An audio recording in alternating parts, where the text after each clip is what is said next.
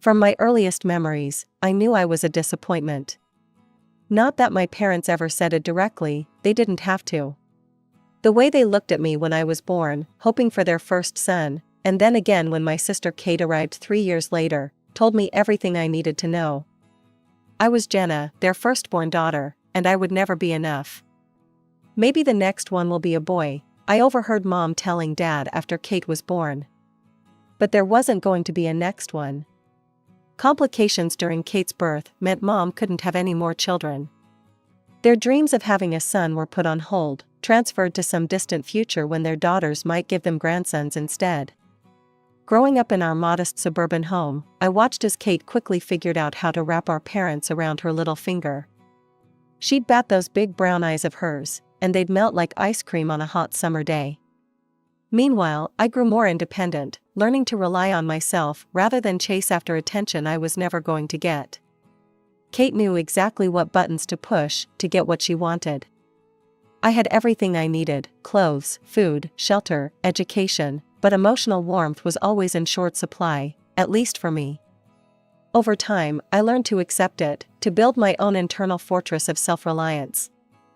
I'm going to study economics, I announced at dinner during my senior year of high school. Mom and Dad exchanged looks across the table. Are you sure, honey? Mom asked, her fork pausing halfway to her mouth. That's such a technical field. Dad nodded in agreement. What about something more suitable for a young lady? Teaching, maybe? Or nursing? I stood my ground. I've already been accepted to State University. My grades are good enough for a partial scholarship. Well, Mom sighed, I suppose it's your choice. The disappointment in her voice was familiar by now, almost comforting in its predictability. Kate, who was still in high school, smirked from across the table. I'm thinking of studying psychology, she announced, and our parents immediately brightened. That's wonderful, sweetheart, Mom exclaimed. You've always been so good with people. I pushed my peas around my plate, letting their voices wash over me like background noise. I'd learned long ago that fighting for their approval was a losing battle. Instead, I focused on my future, on the independence that college would bring. I met James during my sophomore year at State University. He was a senior in the economics department, and we literally bumped into each other in the library's financial section. I dropped my statistics textbook, he picked it up, and that's how our story began. You're in Professor Martinez's macro class, right? He asked, handing me back my book.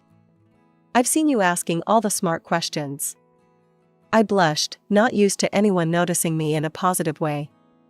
Yeah, that's me. The annoying one who keeps the class running late. Not annoying at all, he smiled. Actually, I was wondering if you'd like to grab coffee sometime? I could tell you about the upper-level courses you'll be taking next year. That coffee date turned into dinner, which turned into movie nights, which turned into us being inseparable. For the first time in my life, I felt truly seen and appreciated. James didn't compare me to anyone else, he just liked me for who I was. After he graduated, James took a job at Anderson Consulting while I finished my degree. He waited for me, and the moment I graduated, we decided to move in together.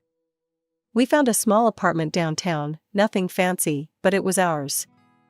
Mom, Dad, this is James, I said during his first visit to my parents' house. The change in their attitude was immediate and shocking. Oh, James, Mom practically squealed. We're so happy to finally meet you. Will you be joining us for Thanksgiving? Christmas, both? Dad clapped him on the shoulder. Son, we've heard so much about you. Tell me about your job. Jenna says you're in finance? The word son caught my attention. Of course, they were finally getting the son they'd always wanted, even if it was through marriage. I watched as they fawned over James, asking him about his plans for the future and when he thought he might want to settle down. Kate, who was living at home after graduating and still hadn't found a serious boyfriend, sat in the corner during these family gatherings, shooting daggers at us with her eyes. For once, I was the sister who had something she wanted, and she couldn't stand it. After a year of living together, during a quiet dinner at home, James got down on one knee and proposed. I said yes immediately, and we decided on a small, intimate wedding, despite my parents' protests about wanting something more elaborate.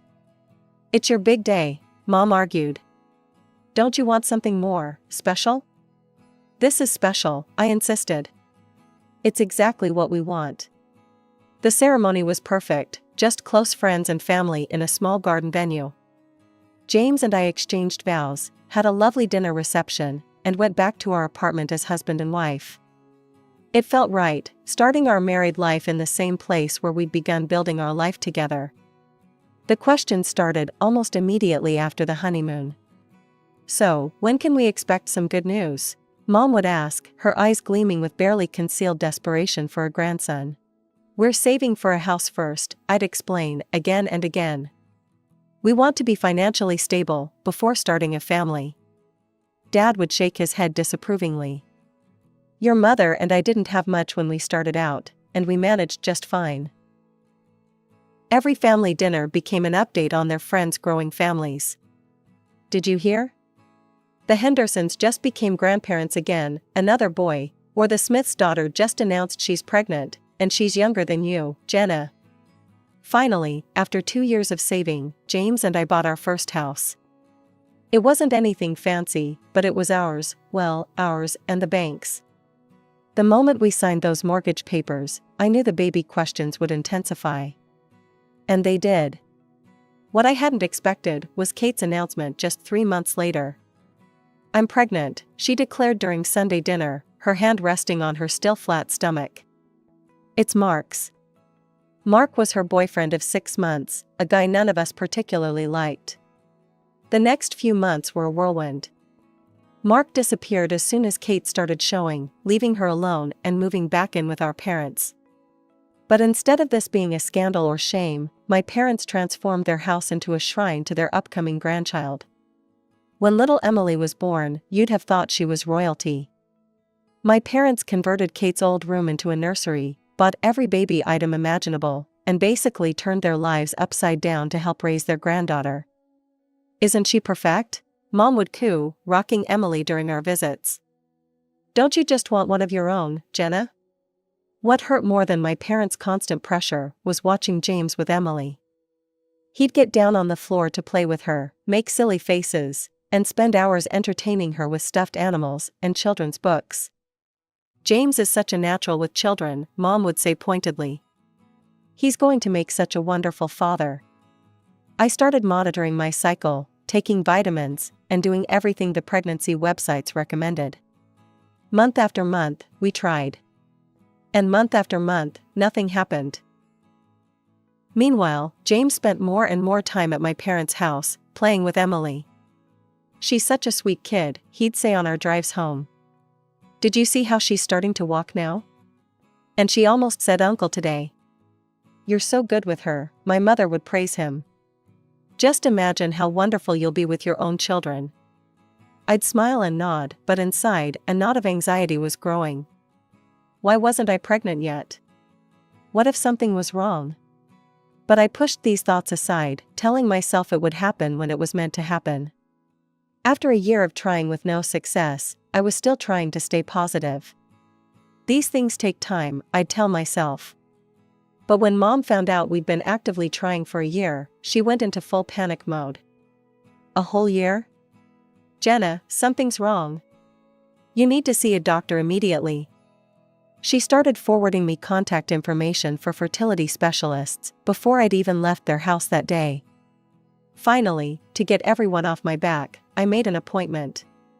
James came with me, holding my hand in the sterile exam room as the doctor ran through her questions. Blood tests, ultrasounds, and more tests followed. Then came the day of the results. "I'm sorry," the doctor said gently, "but the tests indicate that you're infertile." The words hit me like a physical blow. James squeezed my hand, but I barely felt it. The doctor kept talking about options and treatments, but her voice seemed to come from very far away. That evening, James and I sat in our kitchen, barely touching our takeout dinner. "We can look into adoption or IVF," he said finally. "There are options." I nodded numbly, but the devastation felt complete. How could I face my family with this news? The answer came at the next family dinner. I decided to just get it over with, like ripping off a band-aid. "Mom, Dad," I said during a lull in the conversation, "I need to tell you something. I saw a specialist and..." I took a deep breath. "I can't have children. I'm infertile." The silence that followed was deafening. Then Mom's face contorted with disgust. "Infertile?" She spat the word like it was poison. "What kind of woman can't even do the one thing she's meant to do?" Dad wouldn't even look at me. "An empty vessel," he muttered. "Just an empty flower." Kate sat there smirking, bouncing Emily on her knee. "Well, I guess we know who the real woman in the family is." I looked at James, desperate for support, but he just sat there, staring at his plate. The tears came then, hot and unstoppable. I pushed back from the table and ran out of the house, ignoring their calls behind me. After that night, I couldn't bring myself to go back to their house. But James kept going, spending time with Emily, chatting with Kate, listening to my parents. He'd come home full of stories. "Emily learned a new song today," he'd say. "You should have seen her dancing around the living room." Or, "Kate made this amazing lasagna. She's really getting good at cooking." Each word felt like a knife in my heart. I'd lie awake at night, listening to James's steady breathing beside me, wondering if he resented me for not being able to give him children. The guilt ate at me constantly, made worse every time he came home from another visit to my parents' house, with that wistful look in his eyes after playing with Emily. It was a regular Tuesday when my world fell apart. I came home early from work, my arms full of Chinese takeout, James's favorite. But the house was empty and dark. His car wasn't in the driveway, which wasn't unusual, but something felt off. I called his cell. No answer. Called again. Straight to voicemail. Then my phone buzzed, a notification from Instagram. Kate Thompson posted a new photo. I usually ignored her posts, but something made me click this time. My stomach dropped as the image loaded, James sitting on my parents' couch, Emily in his lap, and Kate pressed against his side, all three of them grinning at the camera. The caption read, "Family time with my favorite people." My hands were shaking as I grabbed my car keys. The rational part of my brain tried to argue that there could be an innocent explanation, but my gut knew better. The whole drive to my parents' house, my mind raced through every interaction between James and Kate over the past year, seeing them in a horrible new light. Their driveway was full, Mom's car, Dad's truck, James's sedan. The front door was unlocked, as always. I slipped inside quietly, my heart pounding so hard I thought it would burst from my chest. Voices drifted from the living room. "James, you know we think of you as a son already," my mother was saying. "And you deserve to be happy. You've been so wonderful with Emily," my father added. "And Kate, well, she's young, fertile. You could have more children together. Think about it," my mother continued. "Why stay trapped in a marriage with..." She lowered her voice, but I could still hear the disgust. "A barren woman?" I couldn't breathe. This couldn't be happening. I burst into the room, making them all jump. The scene was like something from a nightmare, my parents and sister on one couch, James in Dad's armchair, Emily playing with blocks on the floor between them. One big happy family, plotting to exclude me. "What the hell is going on here?" My voice came out stronger than I felt. James at least had the decency to look ashamed, but my parents were defiant. "Jenna," Mom stood up, chin raised. "We're just having an honest discussion about what's best for everyone." "Best for everyone?" I repeated, my voice shaking. "You're trying to convince my husband to leave me for my sister." "Well, someone has to think about James's future," Dad shot back. "You can't give him what he wants, what he deserves. Kate can." I turned to James, waiting for him to defend our marriage, to tell them they were crazy. Instead, he stared at the floor. "James?" My voice cracked on his name. "I'm sorry, Jenna," he said quietly. "But they're right. I want children, a family. And I've developed feelings for Kate. Kate smirked, reaching out to put her hand on James's arm. Get out, you don't belong here anymore. This is my family now.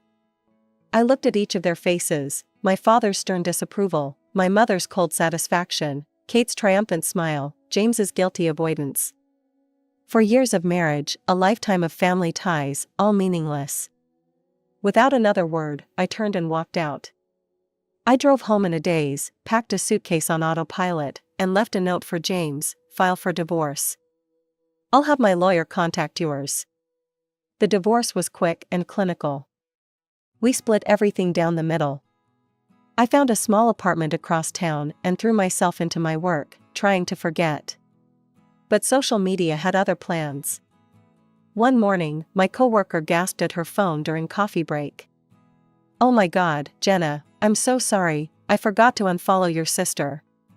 She tried to hide her screen, but I'd already seen it, Kate in a massive white dress, James in a tux, my parents beaming beside them. "It's fine," I said, even though it wasn't. "I hope they're very happy together." A year later, another announcement popped up, "Welcome baby Rose." My replacement had produced the daughter they'd always wanted. James now had his perfect little family, Emily, who he'd adopted, and his new baby with Kate.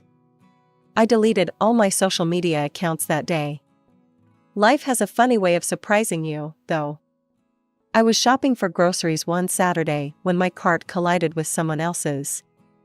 "I am so sorry," a deep voice said.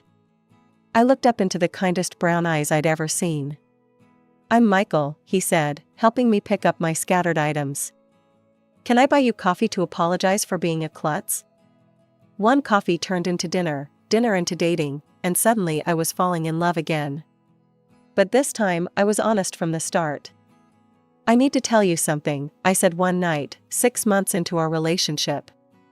"I can't have children. I'm infertile." Michael took my hands in his. "Jenna, I love you. If we want kids someday, we'll adopt. Or we won't. I just want you." We got married in a small ceremony at the courthouse, just us and a few close friends. No family drama, no expensive dress, no expectations, just love. A year into our marriage, I started feeling strange. Nauseous in the mornings, dizzy at odd times. Michael insisted I see a doctor. "Mrs. Chen," the doctor said, looking at my test results. "Congratulations, you're pregnant." I stared at her. "That's impossible. I'm infertile, I have the tests to prove it."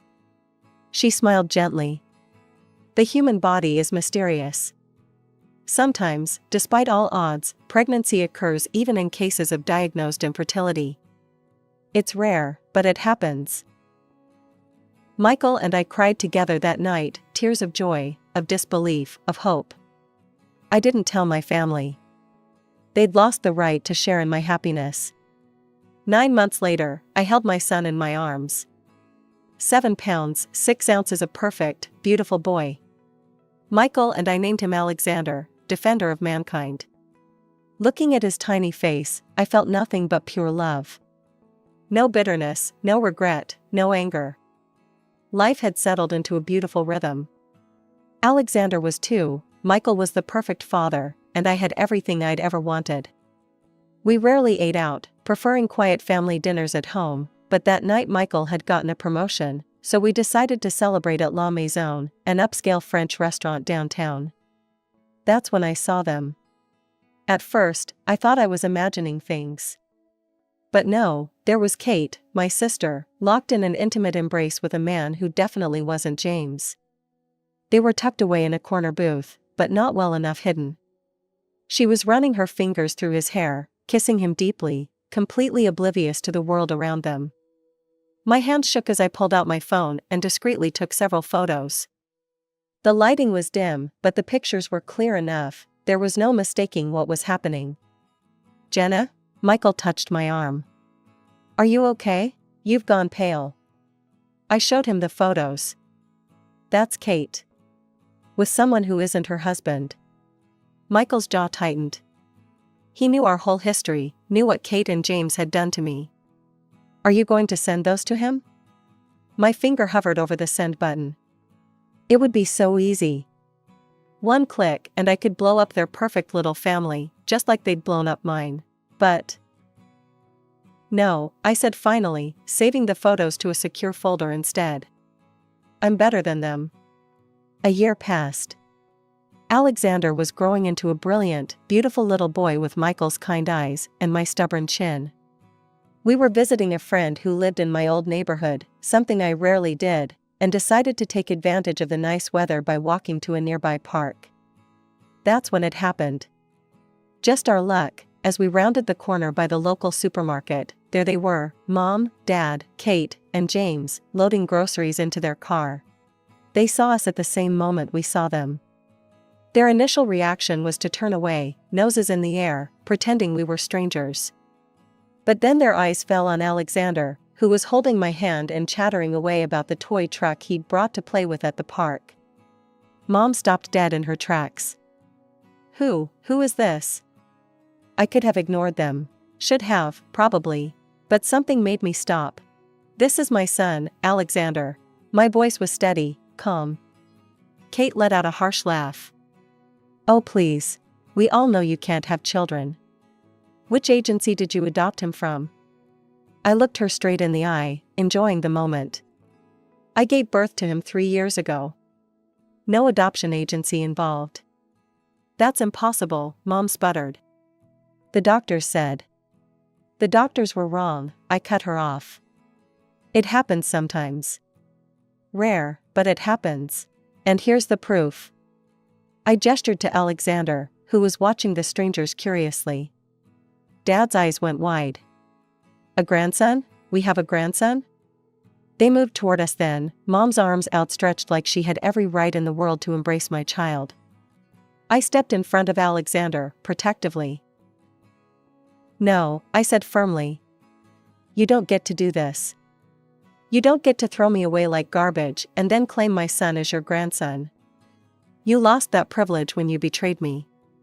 Kate's face had turned an ugly shade of red as she watched our parents' attention focus on my son.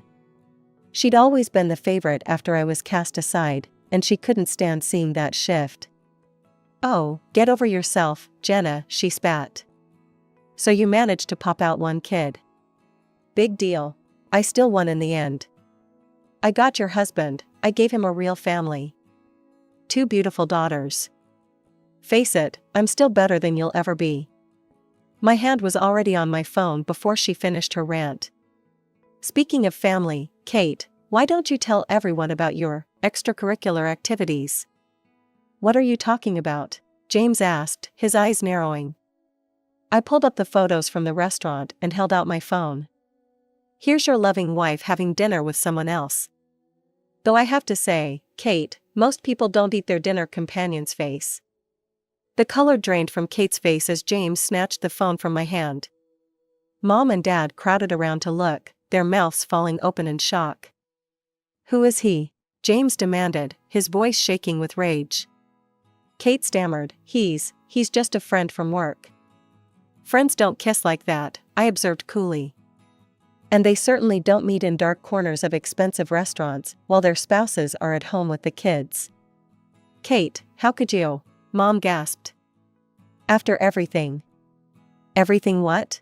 I couldn't help but laugh. After you helped her steal my husband? After you threw me away because you thought I couldn't have children? Karma's quite something, isn't it? James and Kate were now screaming at each other right there in the parking lot. Come on, sweetie, I said to Alexander, taking his hand.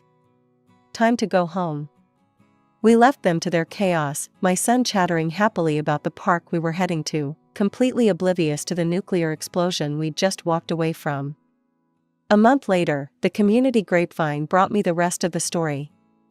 James, suspicious after discovering Kate's affair, had gotten himself tested. Turned out he was the one who was infertile, had been all along. Which meant baby Rose, the daughter Kate claimed was his, couldn't possibly be. He left her immediately, refusing to pay support for either Rose or Emily. Kate moved back in with our parents, her perfect life in shambles. They all tried reaching out to me after that, calls, emails, even showing up at our house unannounced.